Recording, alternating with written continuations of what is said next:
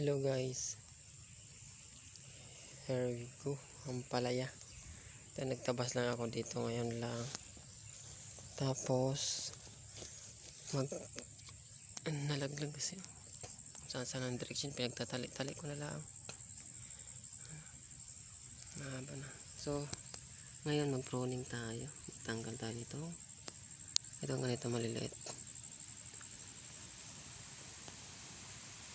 Wala kasing gunting dala. Pag tanggal, malambot lang naman siya, pero bawal siya igamitan ng kuko gawa ng ano yan, kung baga mahapdi yung kuko natin,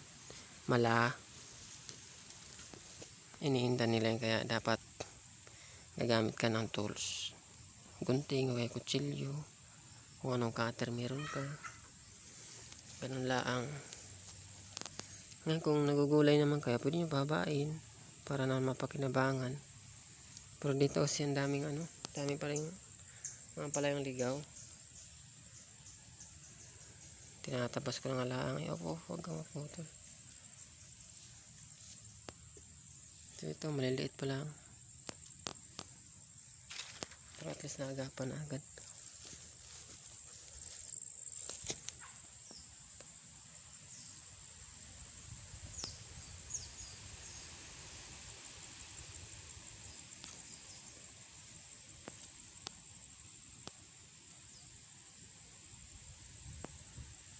Ito lang yung katuwaan ko dito. Tanim. Actually yung trabaho ko manukan. Kaunti lang manok, kaya may free time kami. So nagtanim-tanim na lang ako para naman may aliwan ako.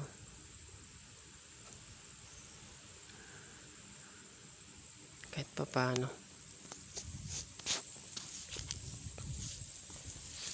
Organic lang to guys. Yan. Ganyan siya ka. Medyo mataba rin naman. Maganda naman yung talbos niya. Pero wala yung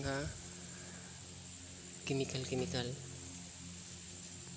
Manure lang ginamit ko dyan. Tapos mga sariling process na abono. Then nilalagyan ng ipot ng manok. Then mga damo. Para maintain yung moist niya sa puno. Doon sa lupa, malapit sa puno, kaya ganun. Lahat yan meron. Ito mga yan, ubo na saging, tinadtad ko kasi lagay dyan. So ito, pag medyo malanta na, ilalagay ko na rin sa mga puno.